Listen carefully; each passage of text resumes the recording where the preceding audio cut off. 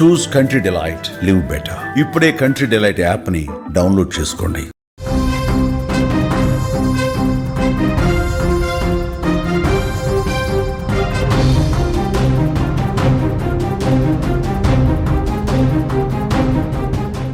Breaking news చూస్తున్నాం.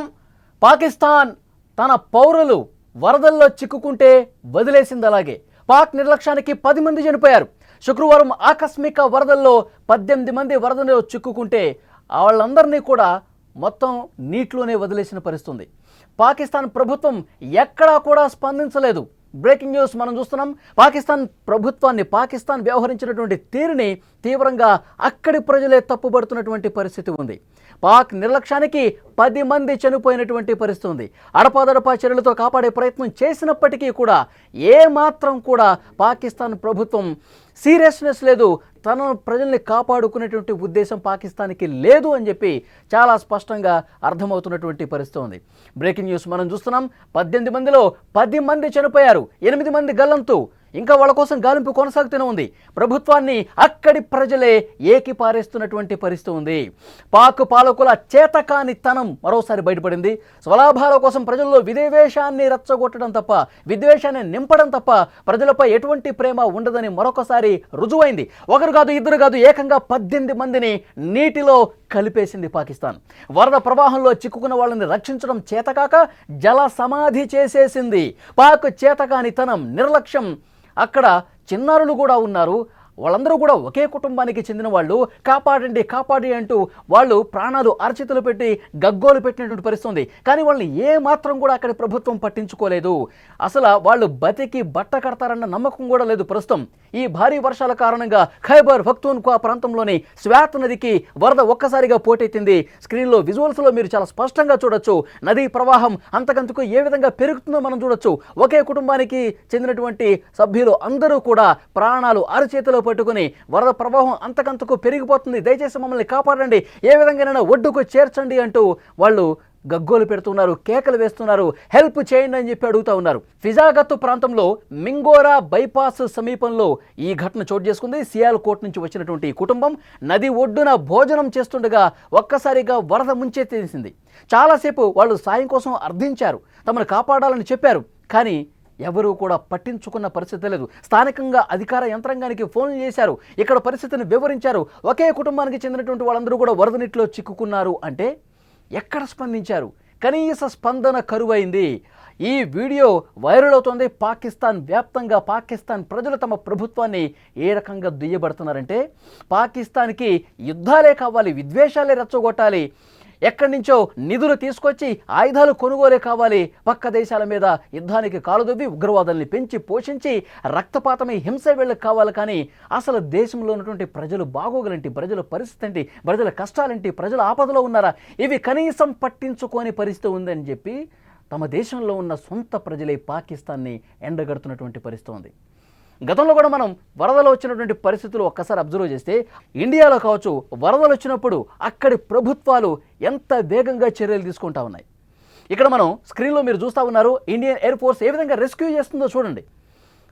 అక్కడ ఆ వరద ప్రవాహం మధ్యలో చిక్కుకున్న వాళ్ళని హెలికాప్టర్ సాయంతో, తాళ్లతో ఎన్డీఆర్ఎఫ్ బృందాలు, ఎస్డీఆర్ఎఫ్ బృందాలు ఏ విధంగా ఒక పెద్ద పోరాటమే చేసి వాళ్ళని ఒక్క ప్రాణం కూడా పోకూడదు, అందరూ కూడా బతకాలి, ఎంత రిస్క్ అయినా తీసుకోవాలి, ఎంత ఖర్చైనా భరించాలన్న ఉద్దేశంతో ఇండియన్ ఎయిర్ ఫోర్స్ ఏ విధంగా రెస్క్యూ చేస్తుందో తమ ప్రాణాలకు తెగించి మరి ఎంతటి కొండరాళ్ళు కింద పడిపోయి వరద ప్రవాహంలో చిక్కుకుపోయిన వాళ్ళని కూడా కాపాడినటువంటి సందర్భాలు ఉన్నాయి. అది మన దేశానికి సంబంధించిన ఆర్మీ ఏ విధంగా పనిచేస్తుంది, ఏ విధంగా తమ ప్రాణాలను కాపాడుకోవడం కోసం భారత ప్రభుత్వం ఎంతకైనా పోరాటం చేసే పరిస్థితి ఉంది. కానీ పాకిస్తాన్ ఏం చేసింది?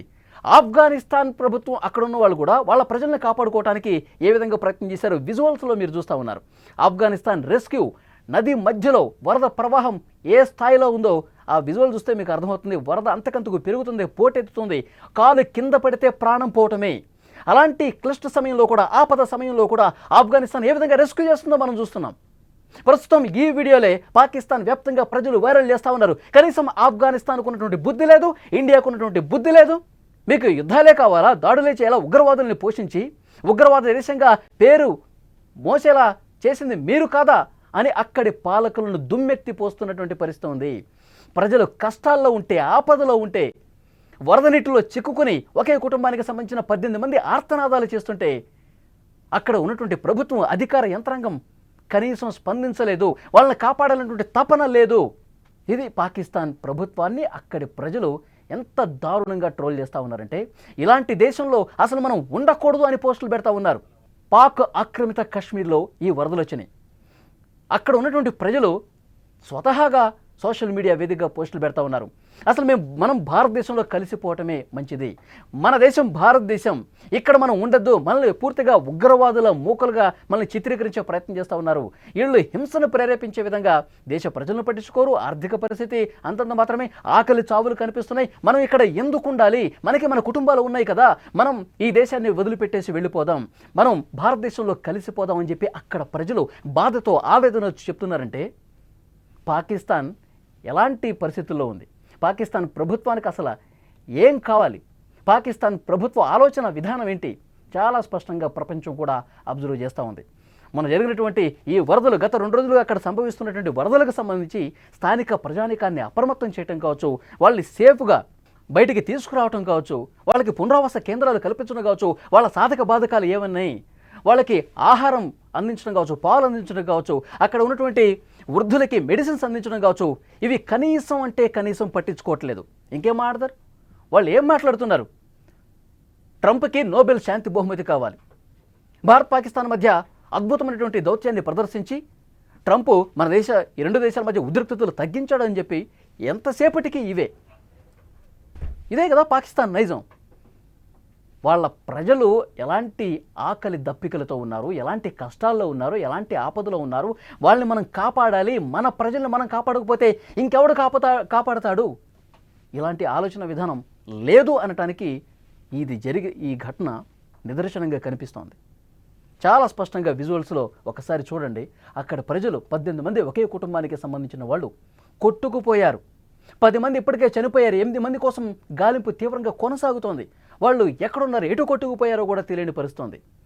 ఆగా మేఘాల మీద అక్కడ హెలికాప్టర్లు తీసుకొచ్చి అక్కడ ఉన్నటువంటి ఆర్మీ ఎవరైతే ఉన్నారో వాళ్ళందరినీ కూడా పిలిపించుకొని కాపాడే ప్రయత్నం చేయకుండా మేనమేషాలు లెక్కించి వాళ్ళ చావుకు కారణమయ్యారు పాకిస్తాన్ పాలకులు. సో ప్రస్తుతం దీని మీదే తీవ్రంగా చర్చ జరుగుతుంది. ఆపద సమయంలో ప్రభుత్వాలు ఏ విధంగా వ్యవహరించాలి, పాలకులు ఏ విధంగా వ్యవహరించాలి, కనీసం జ్ఞానం లేదు, ఇంకిత జ్ఞానం లేకుండా అక్కడ పాలకులు ప్రవర్తిస్తున్నారని పెద్ద ఎత్తున అక్కడ ఈ వార్త అనేది హల్చల్ చేస్తున్నటువంటి పరిస్థితి ఉంది. పక్క దేశాల వీడియోలు కూడా చూపిస్తున్నారు. అక్కడ ఆర్మీ ఏ విధంగా చేస్తుంది, ఎన్డీఆర్ఎఫ్ బృందాలు, ఎస్డీఆర్ఎఫ్ బృందాలు, అక్కడ బృందాలు ఎంత క్లిష్ట సమయాల్లో కూడా పకడ్బందీగా చర్యలు తీసుకొని ప్రాణాలు కాపాడుతున్నారంటూ ఇటు ఇండియాకు సంబంధించిన రెస్క్యూ విజువల్స్, అలాగే ఆఫ్ఘనిస్తాన్ చుట్టుపక్కల దేశాలు వాళ్ళ ప్రజల పట్ల ఎంత ప్రేమ కలిగి ఉన్నారు, వాళ్ళ ప్రజలను ఎలా కాపాడుకుంటున్నారు చూడండి, ఇప్పటికైనా బుద్ధి తెచ్చుకోండి, ఇంకా మీ సిగ్గుమాలినటువంటి నిర్ణయాలు కట్టిపెట్టండి, ప్రజల కోణంలో ఆలోచన చేయండి అంటూ అక్కడి పాలకుల్ని, ప్రభుత్వాన్ని దుమ్మెత్తిపోస్తున్నటువంటి పరిస్థితి ఉంది.